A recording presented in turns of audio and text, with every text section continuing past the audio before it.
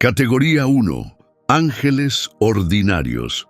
Aunque nunca hayas formado parte del ejército, probablemente sabes cómo funciona.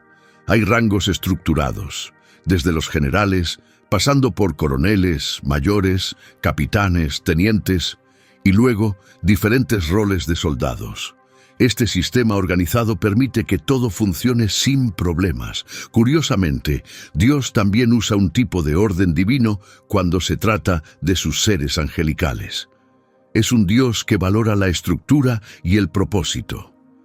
Entre los muchos seres celestiales, el grupo más grande y mencionado con más frecuencia en la Biblia es el que podemos llamar ángeles ordinarios. Estos ángeles suelen aparecer sin títulos específicos ni roles definidos. Por eso se les llama así. Sin embargo, llamarlos ordinarios puede sonar raro. Al fin y al cabo, son seres sobrenaturales creados directamente por Dios. No tienen nada de comunes. Aún así, el término tiene más sentido cuando lo comparamos con otros tipos únicos de ángeles que se describen en las Escrituras. Clases especiales con propósitos distintos. En comparación con estos órdenes especializados, estos ángeles sin nombre tienen funciones más generales. Pero eso no los hace menos magníficos ni menos importantes en el plan de Dios. Categoría 2. Querubines. Los querubines son un tipo especial de ser celestial que Dios creó para propósitos específicos y poderosos. De hecho, son la primera figura angelical mencionada en la Biblia, apareciendo justo después del primer gran fracaso de la humanidad en el jardín del Edén. En el capítulo 3 de Génesis, leemos que Adán y Eva desobedecieron el mandato de Dios de no comer del árbol del conocimiento del bien y del mal. Después de ese acto, surgió un peligro real. Que también intentaran alcanzar el árbol de la vida, comer de él y vivir para siempre en su estado roto y pecaminoso. Eso habría sido un resultado trágico e irreversible. Para evitarlo, Dios los expulsó del jardín, pero hizo más que eso. Se aseguró de que no pudieran volver. En Génesis 3:24 se nos dice: «Así que expulsó al hombre, y al oriente del jardín de Edén puso querubines y una espada encendida que se movía en todas direcciones para custodiar el camino al árbol de la vida». Imagínate qué desastre habría sido si Adán hubiera comido del árbol de la vida mientras seguía rebelde contra Dios. Habría quedado atrapado para siempre en ese estado caído. Por eso, Dios asignó a un grupo de poderosos y radiantes querubines para vigilar y proteger ese árbol sagrado del alcance humano. No se nos dice cómo reaccionó Adán al ver por primera vez a esos seres impresionantes, pero debió ser una imagen poderosa e inolvidable. Quizás Adán sintió una mezcla de miedo, asombro y tristeza. De pie fuera del jardín, tuvo que enfrentar una dura verdad. Su desobediencia lo había separado de la presencia de un Dios santo. Ya no caminaba con el Creador en la frescura del día. La belleza del Edén se había perdido, y los querubines eran un recordatorio poderoso de eso. Lo sorprendente es que la siguiente vez que se mencionan los querubines en la Biblia, están relacionados con algo nuevo, algo que empieza a restaurar lo que se había perdido. En el libro de Éxodo, Dios le dio a Moisés instrucciones detalladas sobre cómo construir el tabernáculo, un lugar sagrado donde Dios se encontraría con su pueblo. Entre los muchos objetos a fabricar, el arca del pacto fue el primero. En la parte superior del arca estaba el propiciatorio, el lugar donde Dios prometió hablar con Moisés. ¿Y qué quería Dios que se colocara encima del propiciatorio? Ordenó que se hicieran 2 querubines de oro. Estas figuras no eran adornos al azar. Tenían un significado profundo. Dios describió exactamente cómo debía construirse todo. En Éxodo capítulo 25, versículos del 10 al 13, Dios le dijo a Moisés que hiciera un arca de madera de acacia, de 2 codos y medio de largo, 1,5 de ancho y 1,5 de alto. Todo el arca debía estar recubierta de oro puro, por dentro y por fuera. A su alrededor habría un borde de oro y se colocarían 4 anillos de oro en sus esquinas, 2 de un lado y 2 del otro. Luego, Moisés debía hacer varas para transportarla, también de madera de acacia y cubiertas de oro. ¡Qué vista tan increíble debió haber sido! Y sobre todo eso, los querubines de oro, símbolos de la santa presencia de Dios, estaban con sus alas extendidas. En estas 2 escenas de la Escritura, primero en el jardín del Edén y luego en el tabernáculo, parece que a los querubines se les dio una tarea seria. Eran un recordatorio del pecado humano y servían para proteger la presencia de Dios de la corrupción de la humanidad. Adán pudo haber anhelado volver al Edén, pero los querubines dejaron en claro que había desobedecido el mandato de Dios. El camino de regreso estaba cerrado. Más adelante, cuando el sumo sacerdote entraba al lugar santísimo una vez al año y veía el propiciatorio, seguramente sentía el mismo peso de culpa. Rodeado de tanta santidad, debió pensar: no debería estar aquí. Soy un pecador en la presencia de un Dios perfecto. Los querubines no son criaturas mitológicas, son seres reales y poderosos. En la Biblia, a menudo representan realidades celestiales. Dios ordenó que sus imágenes fueran incluidas en el diseño del Arca del Pacto y del Tabernáculo. En Ezequiel capítulo 10, versículos del 8 al 14, el profeta ofrece una descripción detallada de estos seres. Debajo de sus alas tenían lo que parecían manos humanas. Al mirar más de cerca, Ezequiel vio 4 ruedas junto a los querubines, una al lado de cada uno. Las ruedas brillaban como una piedra de Tarsis. Cada uno de los 4 querubines tenía el mismo aspecto. Las ruedas parecían estar colocadas unas dentro de otras, formando una figura extraña y con capas. Cuando se movían, lo hacían en línea recta, sin girar. Todo su cuerpo, espalda, manos, alas y ruedas, estaba cubierto de ojos por todas partes. Estas ruedas, que estaban con cada querubín, eran llamadas ruedas giratorias. Cada querubín tenía 4 rostros. Uno era rostro de querubín, otro de ser humano, el tercero de león y el cuarto de águila. En esta visión, Ezequiel presenta a los querubines como seres misteriosos con alas, manos y muchos ojos, rodeados de estas ruedas increíbles que giraban sin cesar. Pero la visión de Ezequiel, en el capítulo 10, también tiene un mensaje oscuro. La presencia de los querubines señala algo serio. El profeta describe una visión que anuncia la futura destrucción de Jerusalén. En el capítulo 9, versículo 3, Dios deja su trono sobre los querubines y se traslada a la entrada del templo. Luego, en el capítulo 10, versículo 1, vuelve a sentarse sobre ellos. En ese momento silencioso antes del caos, los querubines están posicionados en el lado sur del santuario. Frente a la ciudad, presencian la lenta y solemne salida de la gloria de Dios de Jerusalén. El sonido de sus alas en movimiento indica que algo importante está por suceder.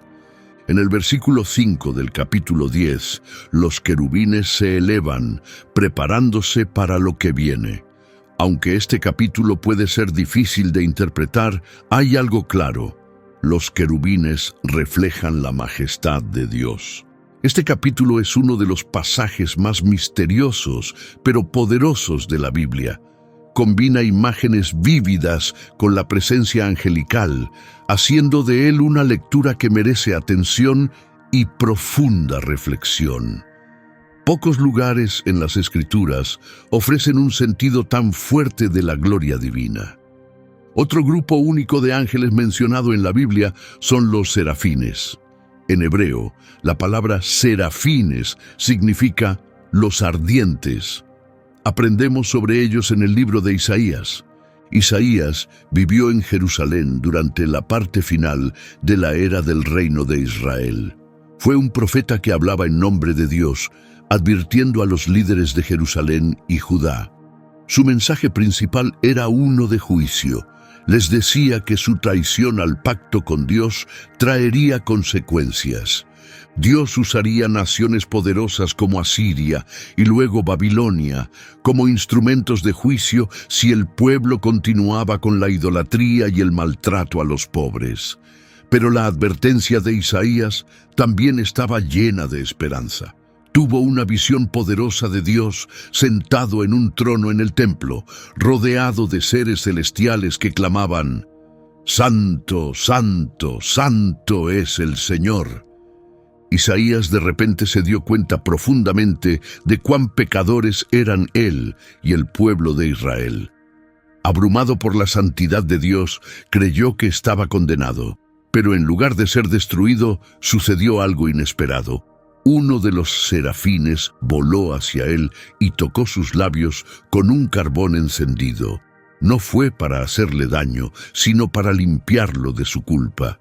Mientras Isaías reflexionaba sobre ese encuentro extraño y poderoso, Dios le dio una misión difícil. Fue llamado a seguir entregando un mensaje de juicio, pero Israel ya había pasado el punto de no retorno. Curiosamente, la predicación de Isaías no ablandaría los corazones. En realidad, haría que el pueblo fuera aún más resistente.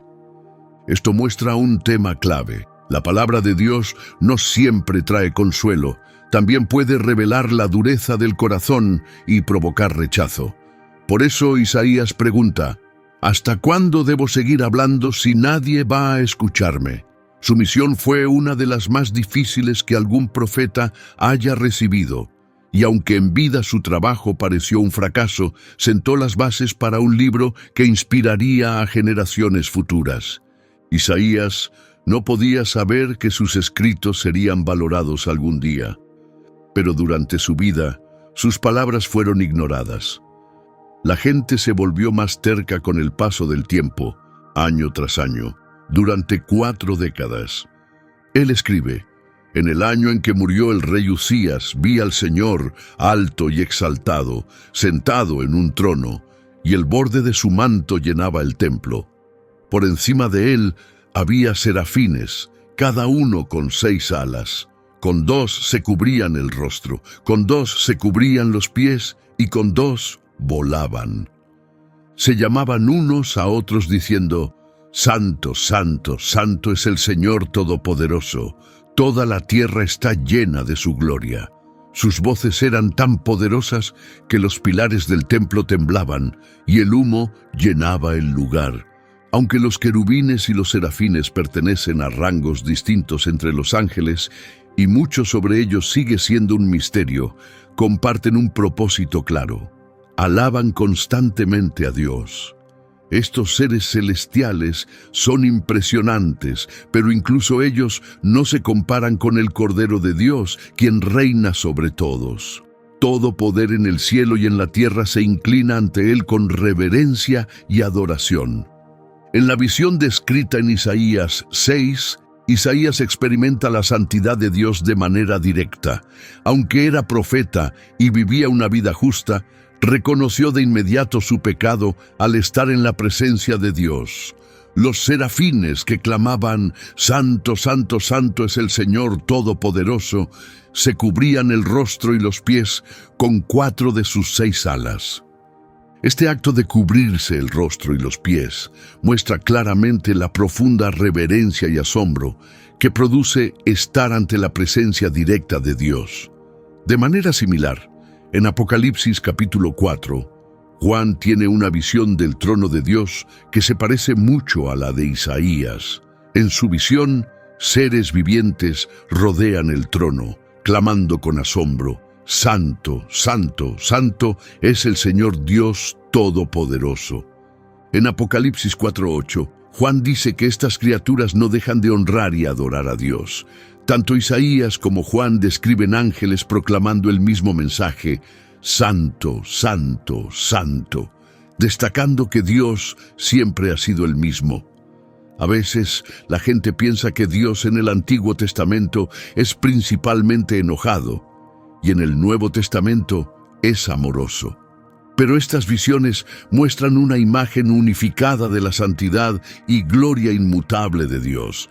La Biblia confirma esta idea. En Malaquías 3:6, Dios dice, «Yo no cambio». Hebreos 13:8 dice que Jesucristo es el mismo ayer, hoy y por los siglos. Y Santiago 1:17 nos dice que en Dios no hay cambio ni sombra de variación. Su santidad es eterna, así como Él lo es. Isaías menciona que cada serafín clamaba a otro, lo que sugiere que había varios de ellos. Su papel principal es cantar alabanzas a Dios y declarar su perfección. Como están ubicados por encima del trono, su servicio está enfocado completamente en la presencia de Dios en el cielo. Esto es diferente de los querubines, que están colocados al lado del trono. Los serafines eran increíblemente hermosos. La descripción: 2 alas cubriéndose el rostro, 2 cubriéndose los pies y 2 usadas para volar, muestra que algunos seres angelicales sí vuelan. Sin embargo, la Biblia no enseña que todos los ángeles tengan alas. La imagen común de ángeles alados proviene, en gran parte, de la idea de que pueden viajar instantáneamente y a cualquier lugar, y las alas se consideraban símbolos de esa libertad y velocidad. Los santos y los vigilantes aparecen en el libro de Daniel, una historia que se desarrolla durante el tiempo del exilio de Israel en Babilonia. Los eventos comienzan poco después de la primera invasión de Babilonia a Jerusalén. La ciudad y su templo fueron saqueados y muchos israelitas fueron llevados como prisioneros. Entre los exiliados había 4 jóvenes de la familia real de David. Daniel, luego llamado Beltasar, y sus 3 amigos son figuras centrales en esta historia. Babilonia, en ese tiempo, estaba gobernada por Nabucodonosor, un rey orgulloso y despiadado que disfrutaba mostrando su poder. Después de derrotar a Asiria, dirigió su atención a Egipto, su principal rival. Pero Judá estaba en medio. Para que Nabucodonosor cumpliera su sueño de construir un vasto imperio, también debía conquistar Judá. Su transformación personal comenzó con un sueño inquietante.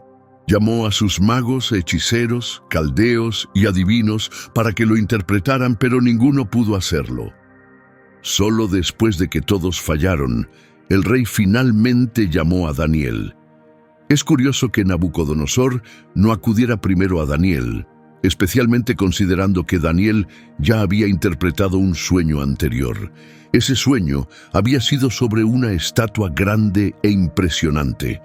La estatua tenía una cabeza de oro puro, un pecho y brazos de plata, un vientre y muslos de bronce, piernas de hierro y pies parcialmente de hierro y parcialmente de barro. En Daniel 2:36, Daniel dice: «Este era el sueño, y ahora diremos al rey su interpretación». Pero este nuevo sueño sería completamente diferente. El sueño de Nabucodonosor comenzaba con una imagen esperanzadora. Vio un árbol enorme que crecía alto y fuerte, cuyas ramas se extendían tanto que tocaban el cielo.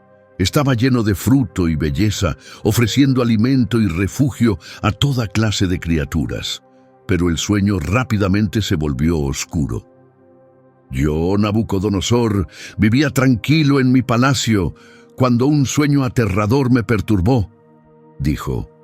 Mientras estaba acostado, las visiones que tuve me llenaron de temor. Así que el rey reunió a todos los sabios de Babilonia, esperando que alguien pudiera explicarle el sueño. Luego describió lo que vio. En su visión, un enorme árbol se alzaba en el centro de la tierra, alcanzando el cielo, visible desde todos los rincones. El árbol era hermoso, con hojas verdes y abundante fruto. Los animales descansaban bajo su sombra, y las aves hacían sus nidos en sus ramas. Cada ser viviente se alimentaba de él. Pero entonces ocurrió algo impactante. Mientras seguía observando el sueño, Nabucodonosor vio una figura, un vigilante, un santo, descendiendo del cielo.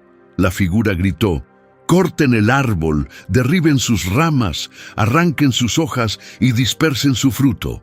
Que los animales huyan de debajo de él y las aves dejen sus ramas, pero dejen el tocón en la tierra, sujeto con hierro y bronce, rodeado de hierba».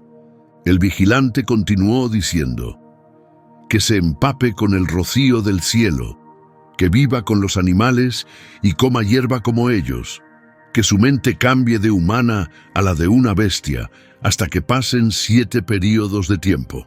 Los santos declararon que esta era una decisión divina, hecha para que todos comprendieran que el Altísimo tiene el control de los reinos humanos.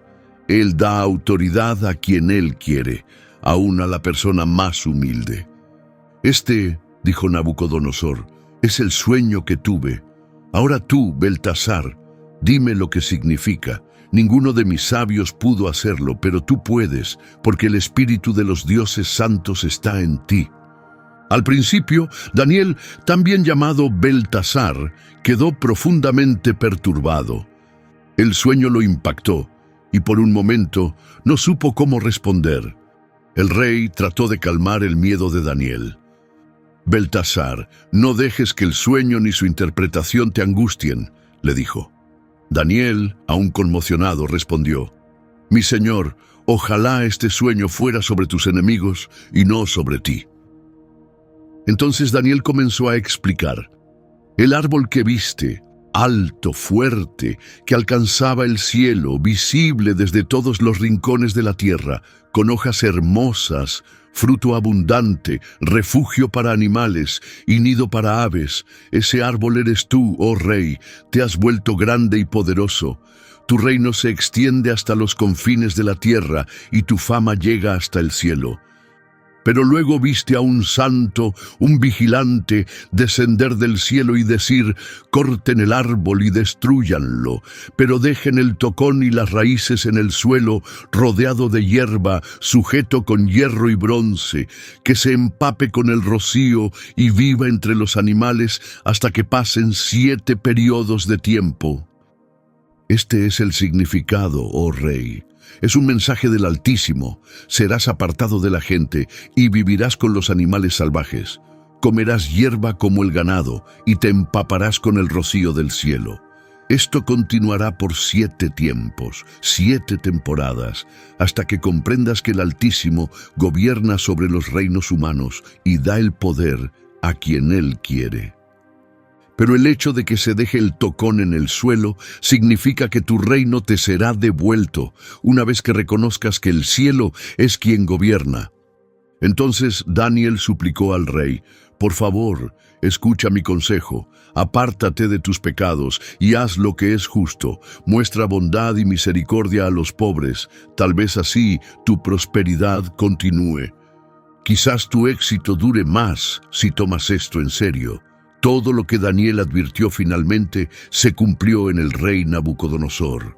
Un año después, mientras caminaba por la azotea de su palacio real en Babilonia, el rey declaró con orgullo: «¿No es esta la gran Babilonia que he construido con mi propio poder y para la gloria de mi majestad?»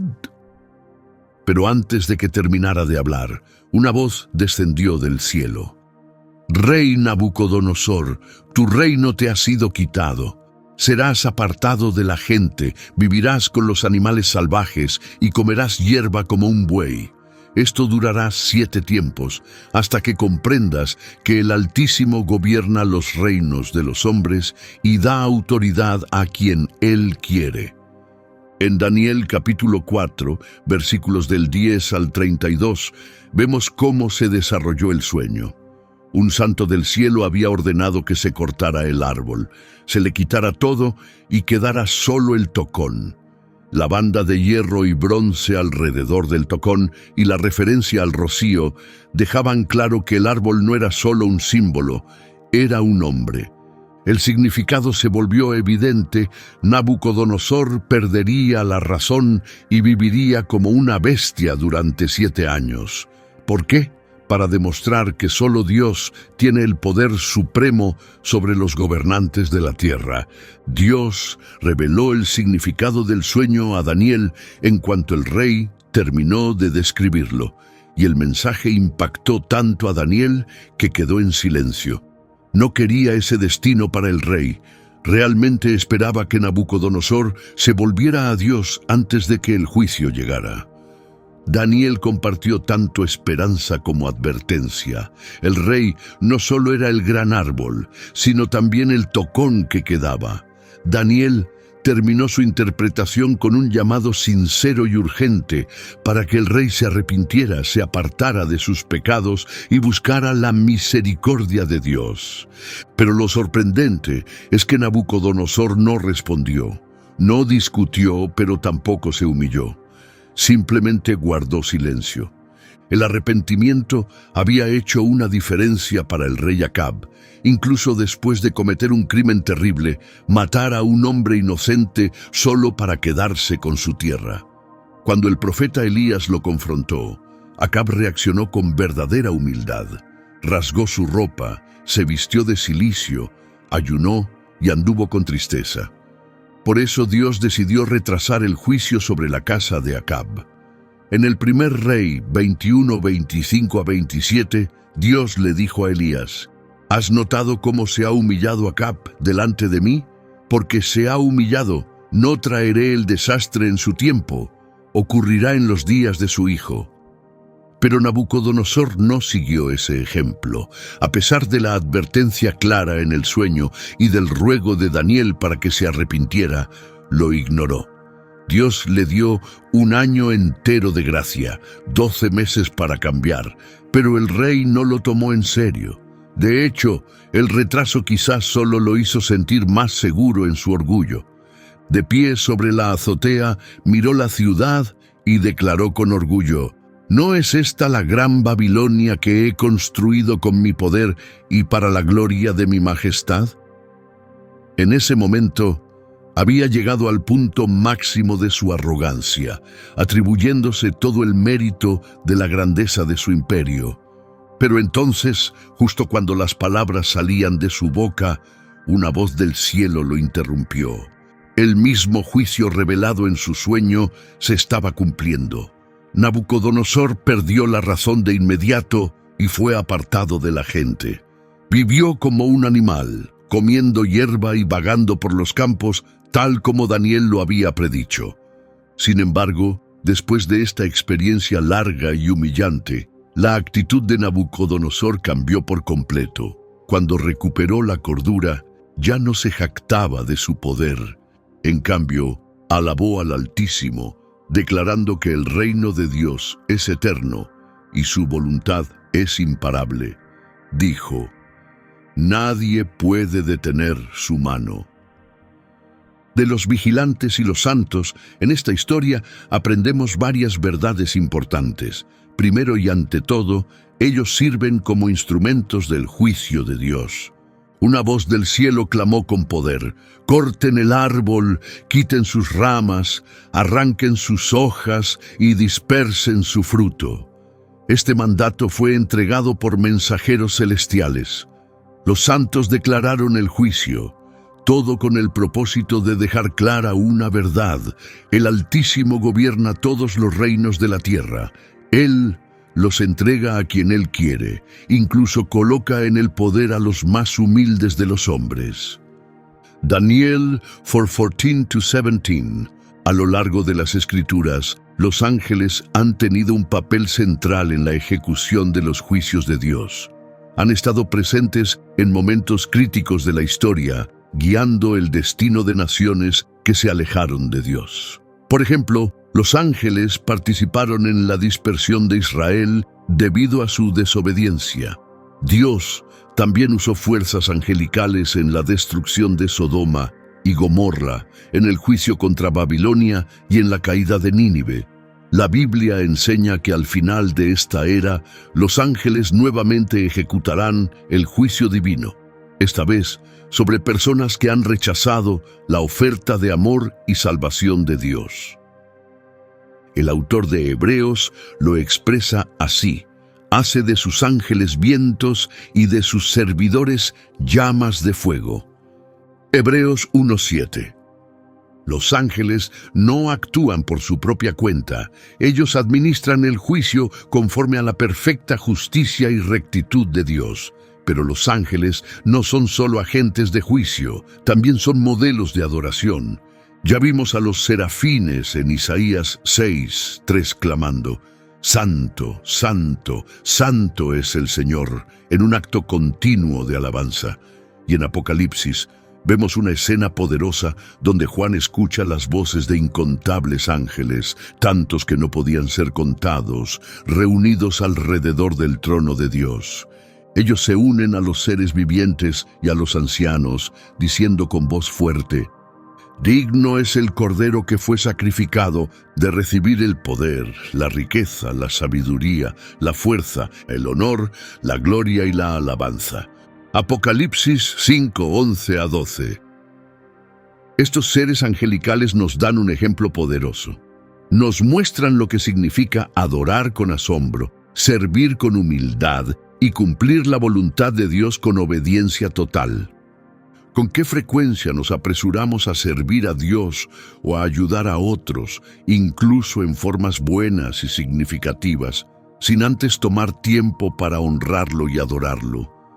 Servir a Dios y a los demás es importante, por supuesto, pero antes de hacer cualquier cosa, necesitamos estar quietos en su presencia y permitir que nuestro corazón se alinee con el suyo. Arcángel es un título único y en la Biblia pertenece solo a un ángel. Este ángel se destaca por encima de todos los que sirven a Dios. Su nombre es Miguel. Ese nombre en sí mismo plantea una pregunta poderosa: ¿quién como Dios? Miguel el Arcángel tiene 3 grandes misiones en las Escrituras. La primera de ellas es custodiar el cuerpo de Moisés. Miguel es probablemente el ángel más conocido en la Biblia. Sabemos que se le llama Arcángel, pero ¿qué significa eso exactamente para él? ¿Qué ha hecho? ¿Qué papel desempeña entre los ángeles que sirven a Dios? La Escritura no revela mucho sobre lo que ocurrió en el momento de la muerte de Moisés. Sabemos que Dios permitió que Moisés viera la tierra prometida, aunque no se le permitió entrar en ella. Desde el monte Nebo, parte de la cordillera de Pisgá, en lo que hoy es Jordania, Moisés contempló la tierra. Su desobediencia le impidió cruzar. En Judas 9 se nos dice que Miguel el Arcángel tuvo un enfrentamiento con el diablo por el cuerpo de Moisés. Parece que hubo una lucha y Judas nos explica que Miguel no peleó con su propia fuerza. En cambio dijo: «El Señor te reprenda», y por la autoridad de Dios venció. No sabemos con certeza por qué ocurrió esta disputa, pero una teoría es que el diablo tal vez quería usar el cuerpo de Moisés para inducir al pueblo de Israel a la idolatría. Otra figura misteriosa es el príncipe de Persia, mencionado solo en Daniel 10, una parte de la Biblia llena de visiones y en parte simbólica. Este príncipe probablemente representa una fuerza espiritual oscura que tenía influencia sobre la antigua Persia. El profeta Daniel recibió una visión inquietante sobre una guerra futura. Profundamente afectado, pasó 3 semanas de luto, ayuno y oración. En respuesta a sus oraciones, Dios envió a un mensajero celestial para ayudarle a entender la visión. En Daniel 10:10-10:14 leemos: «De pronto, una mano me tocó y me hizo ponerme sobre mis manos y rodillas. El ángel dijo: Daniel, eres muy amado. Escucha con atención lo que voy a decirte y ponte de pie, porque he sido enviado a ti». Mientras hablaba me puse de pie, aunque temblando. Continuó: «No tengas miedo, Daniel. Desde el primer día en que decidiste buscar entendimiento y humillarte ante Dios, tus palabras fueron escuchadas. He venido a causa de tus oraciones, pero durante 21 días el príncipe del reino de Persia me bloqueó el paso. Entonces Miguel, uno de los principales príncipes, vino a ayudarme, porque me habían dejado allí con los reyes de Persia. Ahora he venido para explicarte lo que le ocurrirá a tu pueblo en el futuro, porque la visión es sobre cosas que aún están por suceder. Esto nos da una visión rara de las batallas espirituales que suceden más allá de lo que podemos ver. Aunque Daniel había estado orando y ayunando durante 3 semanas, el ángel fue retrasado porque un poderoso ser espiritual llamado el príncipe de Persia se le opuso. Este ser no era humano, sino una fuerza oscura que tenía gran influencia. Era tan fuerte que Miguel, uno de los ángeles de más alto rango, tuvo que venir a ayudar. Como vimos antes en Judas 9, Miguel tiene el título de arcángel.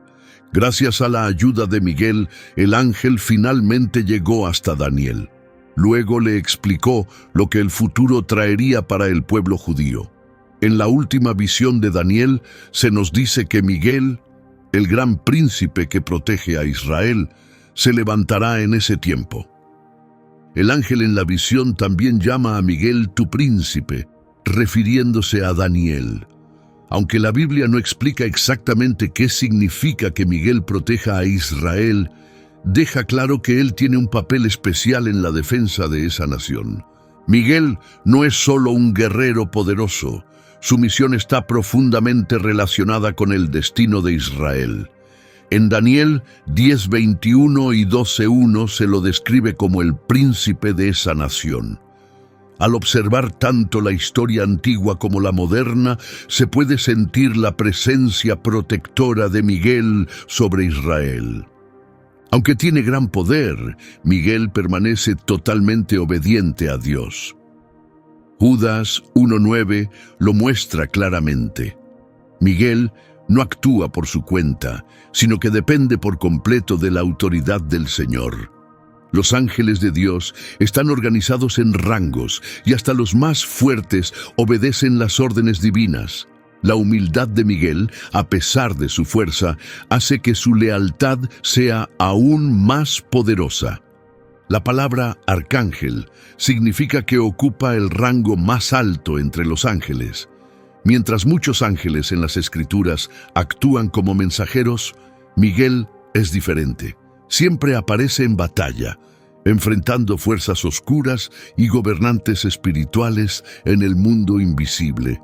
Aunque Daniel estaba abrumado y débil, el ángel le dio fuerza para recibir las visiones que aparecen en los capítulos 11 y 12. Pero la batalla espiritual no había terminado. El ángel tuvo que regresar para seguir luchando contra el príncipe de Persia. También le dijo a Daniel que luego vendría el príncipe de Grecia, insinuando que fuerzas espirituales malignas siempre están activas, tratando de oponerse a los planes de Dios y a su pueblo. Por eso, nosotros también debemos estar espiritualmente preparados. Aunque la lucha no se vea, es muy real. La tercera gran misión de Miguel es la guerra en el cielo. A la mitad de la tribulación estalla una batalla épica. Miguel y sus ángeles luchan contra el dragón y sus fuerzas. Apocalipsis 12:7-9 dice: Entonces hubo una gran batalla en el cielo. Miguel y sus ángeles lucharon contra el dragón, y el dragón y sus ángeles pelearon. El dragón y sus ángeles lucharon con fuerza, pero no pudieron ganar. Perdieron su lugar en el cielo, y el gran dragón fue arrojado abajo. Este dragón es la antigua serpiente, también llamada Diablo o Satanás, que engaña al mundo entero.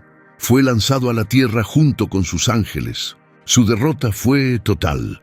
No solo perdió una batalla, sino también su lugar en el cielo. Él y sus seguidores fueron expulsados a la tierra. Pero esta no es el final de su historia. Aunque el cielo celebra su caída, es una mala noticia para la tierra y el mar. El diablo sabe que le queda poco tiempo, así que desata su furia donde puede. Satanás no está en el infierno ahora, aunque está destinado a terminar allí. Después de que Miguel y el ejército celestial lo expulsan, cae a la tierra lleno de rabia. Una vez allí, dirige su furia contra el pueblo de Dios. El Apocalipsis nos dice que el dragón se enfureció con la mujer y fue tras el resto de sus hijos, los que obedecen a Dios y permanecen fieles a Jesús. El conflicto espiritual es difícil y doloroso, pero a veces la confrontación es necesaria. Es la forma en que se defiende la verdad, se purifican las comunidades y se restaura la unidad. Ahora pasamos a la historia de Lucifer, de la gloria a la caída. Este ser se menciona en Isaías 14. El nombre Lucifer viene del latín y significa portador de luz. En hebreo se traduce como estrella de la mañana. Sin importar el idioma, Lucifer era visto como un ser hermoso, radiante y majestuoso. Ocupaba una posición elevada entre los ángeles de Dios, junto a Miguel y Gabriel. Pero en algún momento, Lucifer tomó una decisión trágica, se rebeló contra Dios. En el capítulo 10 de Lucas, versículo 18, Jesús les dijo a sus seguidores: «Yo veía a Satanás caer del cielo como un rayo». Estaba describiendo algo que había presenciado mucho tiempo antes de venir a la tierra como hijo de María. Jesús estaba advirtiendo a sus discípulos que no dejaran que el orgullo dominara sus corazones. El momento del que habló fue cuando Dios juzgó a un ángel llamado Lucifer. Lucifer una vez tuvo un lugar de gran honor en el cielo. En Ezequiel capítulo 28, versículos 12 al 15, Dios le dice al profeta: «Hijo de hombre, entona un lamento por el rey de Tiro y dale este mensaje de parte del Señor. Eras completamente perfecto, lleno de sabiduría y de una belleza impresionante. Viviste en Edén, el jardín de Dios. Tu vestidura estaba adornada con toda clase de piedras preciosas: rubí, topacio, diamante, berilo, ónice, jaspe, lapislázuli, turquesa y esmeralda. El oro fue trabajado para formar tus engastes y monturas. Todo fue preparado para ti desde el día en que fuiste creado. Fuiste escogido y apartado como querubín protector. Te puse en el monte santo de Dios. Te movías entre las piedras resplandecientes como fuego. Desde el día en que fuiste creado, tu conducta fue intachable hasta que se halló maldad en ti». A Lucifer se le llama querubín protector. En el cielo, los querubines extendían sus alas sobre el propiciatorio, cubriéndolo. Se enfrentaban entre sí mientras lo hacían. Los querubines miraban hacia el propiciatorio. Lucifer era increíblemente hermoso, pero su orgullo lo llevó a desafiar la autoridad de Dios. Quería igualarse a él. Parece que Lucifer tenía liderazgo sobre un grupo de ángeles y logró desviar a algunos de ellos de su lealtad a Dios. Los convenció de seguirlo en su rebelión. Como resultado, Dios expulsó a Lucifer y a quienes lo apoyaron de su presencia. Este acto fue parte del plan continuo de Lucifer para apartar a otros de Dios. En Ezequiel capítulo 28, versículos 16 al 19, la Biblia dice: «Por la abundancia de tu comercio, te llenaste de violencia y pecaste. Por eso te expulsé, avergonzado, del monte de Dios, y te eliminé, querubín protector, de entre las piedras encendidas. Tu corazón se llenó de orgullo por tu hermosura, tu sabiduría se corrompió por tu deseo de brillar. Te arrojé a la tierra e hice de ti un espectáculo ante los reyes. Profanaste tus santuarios con tus muchos pecados y con tus tratos injustos. Por eso hice brotar fuego dentro de ti, te devoró por completo. Te reduje a cenizas sobre la tierra, a la vista de todos los que te contemplaban. Todas las naciones que te conocían están horrorizadas por tu destino. Tu final fue terrible y espantoso, y nunca más volverás a existir». En algunas versiones de la Biblia, la palabra comercio se usa para describir a alguien que difunde chismes o causa división, como un calumniador. En otras palabras, el término puede referirse tanto al intercambio de bienes como al de rumores. A lo largo de la Biblia, en libros como Levítico, Proverbios y Jeremías, esta misma palabra se traduce a menudo como chisme o calumnia. Por ejemplo, Proverbios, capítulo 20, versículo 19, nos advierte sobre ese tipo de personas. El chismoso traiciona la confianza. Aléjate de quien habla demasiado o halaga con sus palabras. Eso fue exactamente lo que hizo Lucifer. Se movía entre los ángeles, sembrando descontento y organizando una rebelión contra Dios. Es como si les dijera: puedo darles un papel mejor en la administración del universo. Lo impactante es que el diablo no ha cambiado su estrategia, ni en el cielo ni en la tierra, porque sigue funcionando. La rebelión de Lucifer no fue algo que ocurrió de un momento a otro. La Biblia no dice cuánto tiempo tardó, pero fue lo suficiente como para planear cuidadosamente sus acciones y convencer a muchos ángeles de seguirlo. De hecho, se cree que cerca de 1/3 de los ángeles se unieron a él. Esta estimación proviene de Apocalipsis, capítulo 12, versículo 4, que dice: su cola arrastró a la 1/3 parte de las estrellas del cielo y las arrojó a la tierra. Las estrellas aquí se entienden como ángeles. La rebelión de Lucifer comenzó en el cielo, no en la tierra. Como el calumniador original, aún hoy busca desafiar y debilitar las autoridades que Dios ha establecido, tanto en la iglesia como en el mundo. Incluso después de ser expulsado del cielo, Lucifer no abandonó su rebelión. En lugar de eso, empezó a construir su propio reino para competir con el de Dios. En el fondo de todo estaba el orgullo, el primer pecado. Las Escrituras nos dicen: tu corazón se llenó de orgullo por tu hermosura. Arruinaste tu sabiduría a causa de lo deslumbrante que eras. Por eso te arrojé al suelo y te puse en exhibición ante los reyes, para que vieran tu caída. El orgullo de Lucifer por su belleza fue lo que lo llevó a ser expulsado del monte santo de Dios. Entonces, ¿cuál fue su motivación original? ¿Cuál fue el primer pecado? Fue el orgullo. Y no ocurrió en la tierra, comenzó en el cielo. No fue embriaguez, ni adulterio, ni siquiera mentira. Fue orgullo, algo mucho más peligroso. De hecho, el orgullo sigue siendo uno de los pecados más mortales de todos. Muchas personas que asisten a la iglesia jamás pensarían en cometer adulterio o emborracharse, pero caen fácilmente en el orgullo sin darse cuenta del daño que causa. Lucifer era tan hermoso que se llenó de sí mismo. Ese orgullo marcó el punto de quiebre cuando dejó de ser Lucifer y se convirtió en Satanás. Es muy importante entender que el primer pecado no fue asesinato ni algo físico, fue el orgullo, y ese orgullo lo llevó a rebelarse. Lo que lo hace aún más grave es que surgió de las mismas bendiciones que Dios le había dado. La fuerza, la belleza, la sabiduría y la autoridad de Lucifer fueron dones de Dios.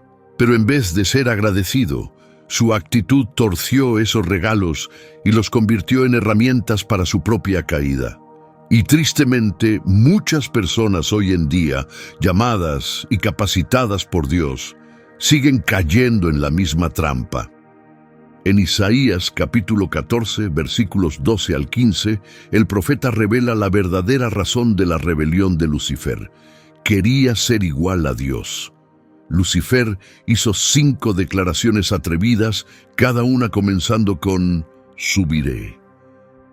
Dijo: «Subiré al cielo, levantaré mi trono, me sentaré en el monte donde se reúne el pueblo de Dios. Subiré por encima de las nubes, y por último seré como el Altísimo, como el mismo Dios». Ese deseo de glorificarse a sí mismo fue la raíz de su caída. La Biblia nos muestra un contraste poderoso entre Lucifer y Jesús. A diferencia de Lucifer, Jesús no intentó ocupar el lugar de Dios. Lucifer fue un ser creado. No tenía derecho a igualarse con Dios, pero trató de alcanzar ese nivel. y mientras se elevaba con orgullo, cayó. En cambio, Jesús, que siempre ha sido divino, ya compartía la igualdad con Dios por naturaleza.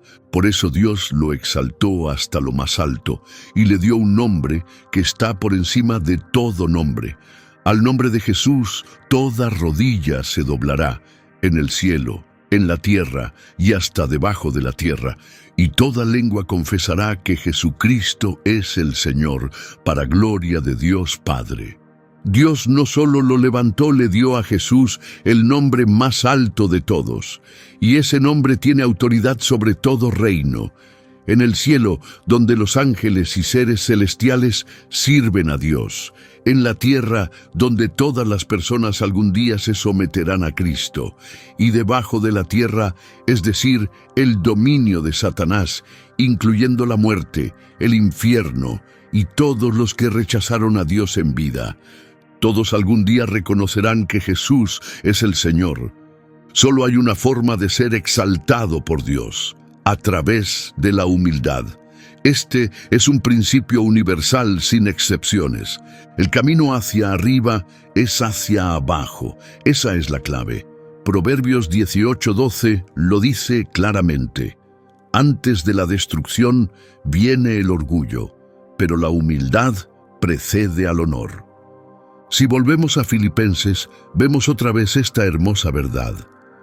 Por eso Dios lo exaltó hasta lo sumo y le dio el nombre que está sobre todo nombre. La humildad es una decisión, no depende de cómo nos sentimos. Cada uno debe decidir por sí mismo dar ese paso y decir: Señor, elijo humillarme delante de ti.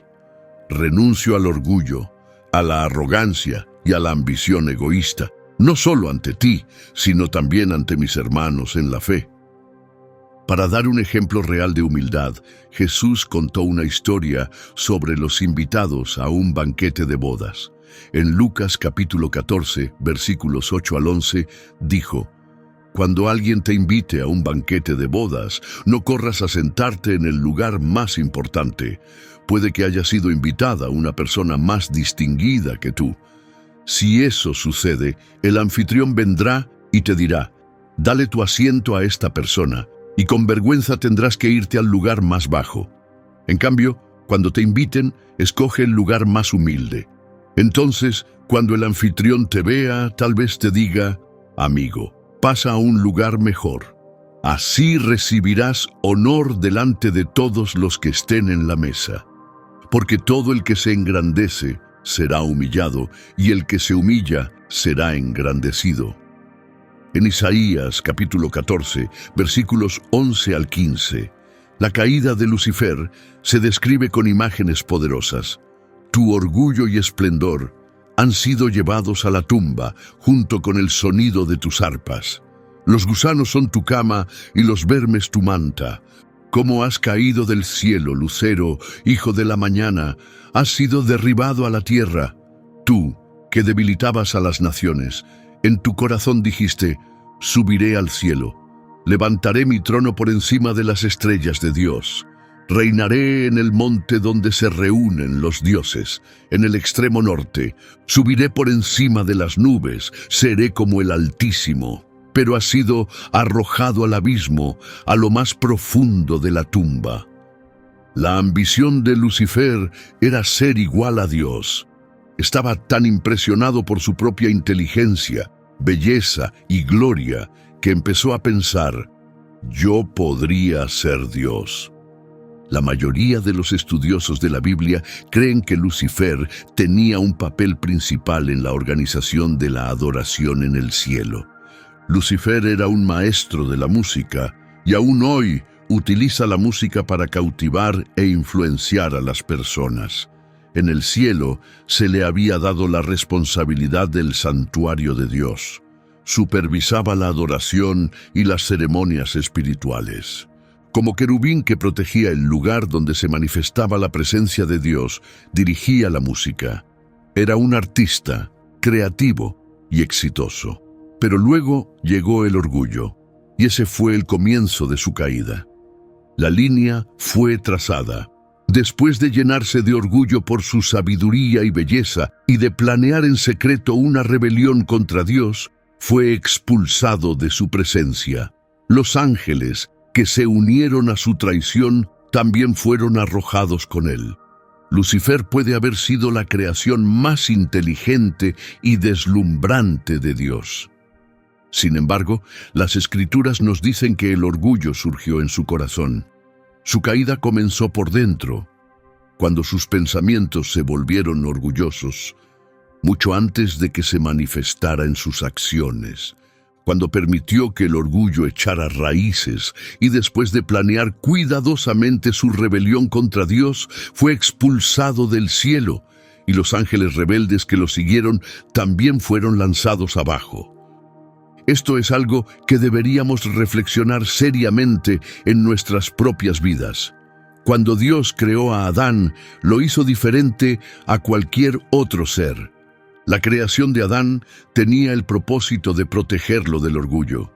Dios lo formó de la fuente más humilde, mostrando que la verdadera grandeza puede nacer de la humildad. Adán fue hecho del polvo de la tierra, el material más bajo, y aún así Dios le dio el potencial de alcanzar lo más alto. En Adán, Dios unió lo más bajo con lo más alto. El libro de Génesis nos da esta imagen poderosa de su creación. Entonces, el Señor Dios formó al hombre del polvo del suelo y sopló en su nariz aliento de vida, y el hombre se convirtió en un ser viviente. A diferencia de Lucifer, nosotros podemos elegir recordar de dónde venimos y mantenernos humildes. Pero Satanás, ya caído y ahora enemigo tanto de Dios como de la humanidad, contraatacó. Sentía un odio especial por la humanidad por dos razones principales. Primero, a través del hombre Satanás podía atacar la imagen de Dios. La humanidad fue creada para reflejar la naturaleza de Dios a toda la creación. Satanás no podía alcanzar a Dios directamente, así que apuntó a su reflejo, las personas. Su objetivo siempre ha sido arruinar, distorsionar y deshonrar esa imagen, y trabaja sin descanso para lograrlo. Aquí hay un principio: cuando alguien deja de adorar, muchas veces empieza a desear ser adorado. Pero el cielo no tiene espacio para dos objetos de adoración. Judas 1 nos dice que los ángeles que abandonaron su lugar fueron arrojados. Esta es la lección de la caída de Lucifer. Primero, si dejas de adorar, comienzas a caer. Si tienes demasiado orgullo para adorar, ya estás en camino hacia abajo. Segundo, el orgullo es un camino rápido hacia la destrucción. El diablo fue una vez la estrella de la mañana, hermoso y glorioso, pero su rebelión lo llevó a caer. Se volvió contra Dios y se convirtió en Satanás, el mayor enemigo de Dios. Lo que no convertimos en alabanza se convierte en orgullo, y no fuimos creados para el orgullo. Cuanto más alto nos eleva Dios, más deberíamos reflejar su gloria. Todo el crédito, toda la alabanza le pertenecen a Él. Cuando Dios nos bendice, no es motivo para presumir, es motivo para adorar. No se trata de mírame a mí, sino de mira a Dios. Tal vez pienses, no necesito adorar como esas personas tan emocionales. Pero recuerda, cuando no eras nada, Dios te escogió y te levantó. La Biblia dice, todo lo que respira alabe al Señor. En Génesis leemos que Dios sopló aliento de vida en la humanidad. Así que si llevas el aliento de Dios en ti, estás llamado a ser un adorador. Ese es tu propósito. Si tienes su vida dentro de ti, entonces levanta tu voz y alábalo. La Escritura nos ordena alabar. Fuimos reconciliados con Dios para darle gloria. Fuimos liberados para poder amarlo. Has sido salvado para celebrar. Has sido rescatado para regocijarte y danzar. Has sido liberado para cantar con alegría. Así que mantente humilde y dale a Dios la alabanza que Él merece. La alabanza no es un tema menor en la Biblia, es algo serio. Sin embargo, Algunas personas, incluso en la iglesia, hacen bromas al respecto o lo toman a la ligera. Pero la adoración y la alabanza son lo que te mantiene en la presencia de Dios. Eso es vital. En el momento en que eliges no adorar, comienzas a alejarte de Él. Así como un pez no puede vivir sin agua y tu cuerpo no puede vivir sin aire, un creyente no puede sobrevivir sin adorar a Dios. Tarde o temprano necesitarás darle gracias. De una forma u otra aplaudirás y dirás aleluya. Dirás gracias Jesús. Dirás te amo Señor. La alabanza llegará más temprano que tarde, porque si no lo haces, te perderás de su presencia, y sin su presencia no hay vida. Ahora hablemos de Gabriel. Es uno de los ángeles más reconocidos en la Biblia. Su nombre en hebreo significa el poderoso de Dios. Dios es grande o héroe de Dios. Las Escrituras se refieren a él frecuentemente como el mensajero del Señor, aunque no lo llaman arcángel, a pesar de lo que muchos creen. De hecho, el papel de Gabriel se menciona más veces que el de Miguel. Sin embargo, los ángeles en general son ampliamente malinterpretados. La Biblia enseña que los ángeles son seres sobrenaturales, no personas que se convirtieron en ángeles por portarse bien en esta vida. Cada vez que alguien en la Biblia ve a un ángel, suele quedar lleno de asombro y temor. Los ángeles son seres poderosos y su presencia siempre deja huella. Gabriel, en particular, es conocido como el mensajero de la misericordia y la promesa de Dios. Aparece en la Biblia 4 veces y en cada una trae buenas noticias. Lo encontramos en Daniel, capítulo 8, versículo 16, Daniel, capítulo 9, versículo 21, y en Lucas, capítulo 1, versículos 19 y 26. Aunque Gabriel aparece pocas veces, sus mensajes son profundamente significativos. Revelan partes clave del plan, propósito y juicio final de Dios. La primera vez que vemos a Gabriel es en Daniel capítulo 8, versículos 15 a 16. Le trae a Daniel una visión que revela cómo se desarrollarán los últimos tiempos. Dios envía a Gabriel desde el centro de mando del cielo para compartir detalles sobre su cronología para la historia.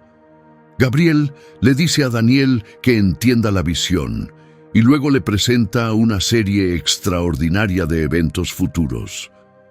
Era un tiempo oscuro para Israel y sin embargo Gabriel llegó con un mensaje de esperanza. Su mismo nombre, Dios es mi fuerza, o el poderoso, señala al Dios fuerte que estaba a punto de rescatar a su pueblo del exilio y traerlo de regreso a su tierra.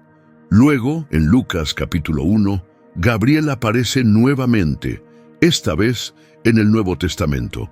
Su primera misión allí es anunciar el nacimiento de un profeta que iría delante del Mesías.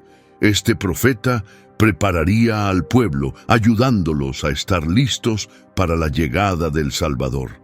Así que incluso antes de escuchar sobre María o José, vemos que Dios preparó el escenario con un comienzo milagroso.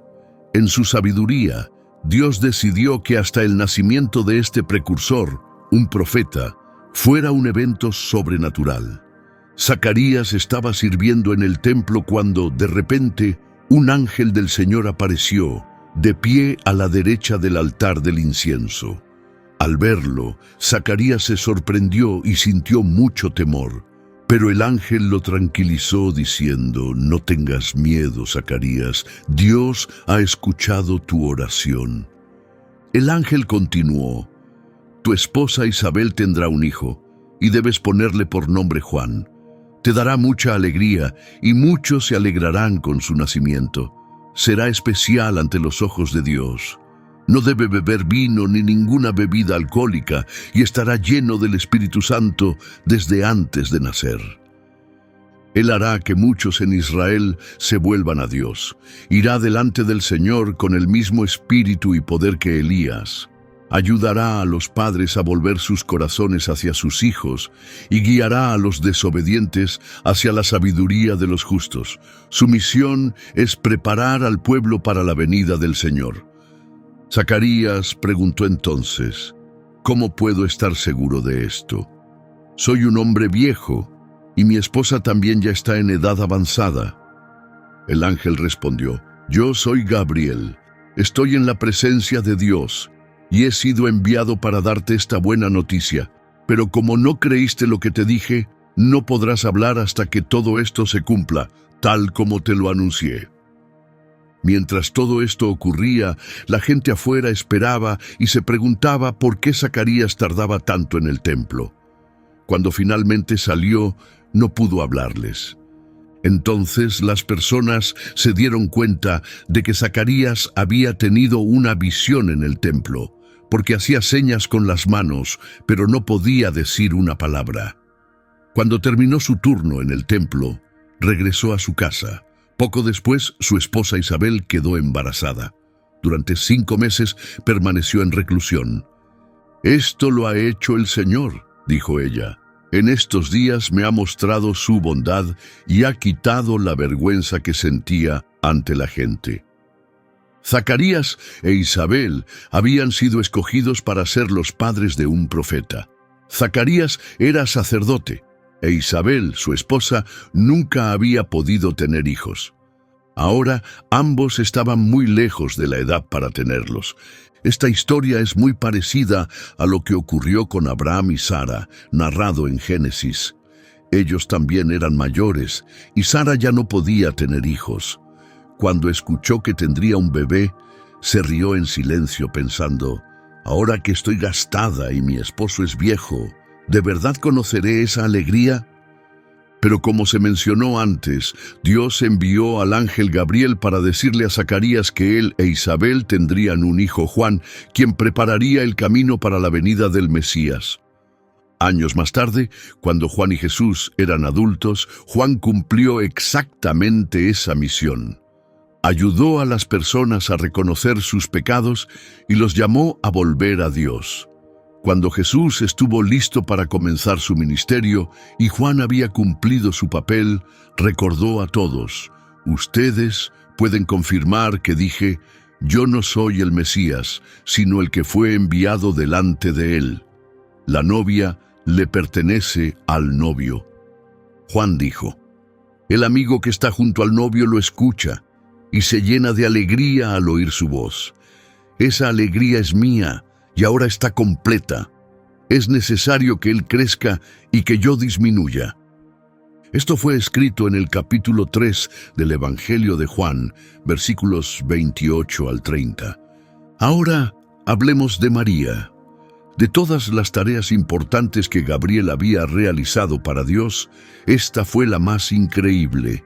Fue enviado a Nazaret, un pequeño pueblo de Galilea, para dar un mensaje a una joven llamada María. Ella era virgen y estaba comprometida con un hombre llamado José, que pertenecía a la familia de David. Gabriel tenía un mensaje extraordinario para ella. «Vas a quedar embarazada y darás a luz un hijo, y le pondrás por nombre Jesús. Él será grande y será llamado Hijo del Altísimo. El Señor Dios le dará el trono de su antepasado David». Eso está en el capítulo 1 del Evangelio de Lucas, versículos 31 y 32. Dios le dio a Gabriel el gran privilegio de anunciar esta noticia que cambiaría la historia.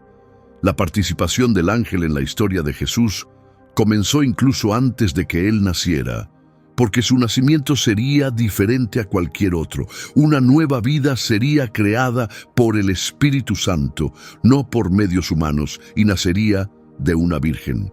Por supuesto, María tenía que saber esto con anticipación. Tenía que estar preparada para algo que, sin Dios, sería imposible. Aunque el niño sería concebido por el Espíritu Santo, las personas a su alrededor, su familia, sus vecinos y toda la comunidad no lo entenderían. Probablemente enfrentaría vergüenza y rechazo por algo que ellos no creerían que fuera un milagro.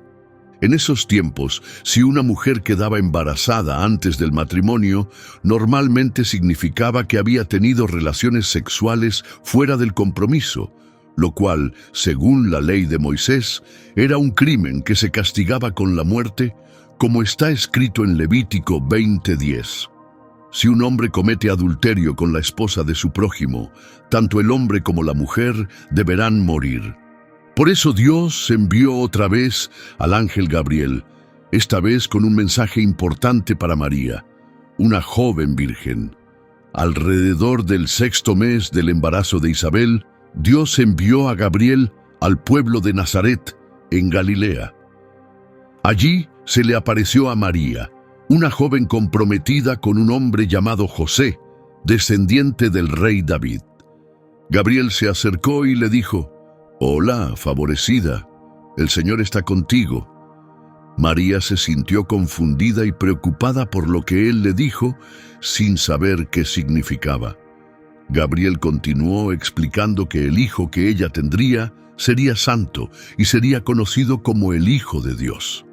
También le dijo: «Incluso tu parienta Isabel está esperando un hijo a pesar de su edad. La gente decía que no podía tener hijos, pero ya tiene 6 meses de embarazo. Nada de lo que Dios dice deja de cumplirse».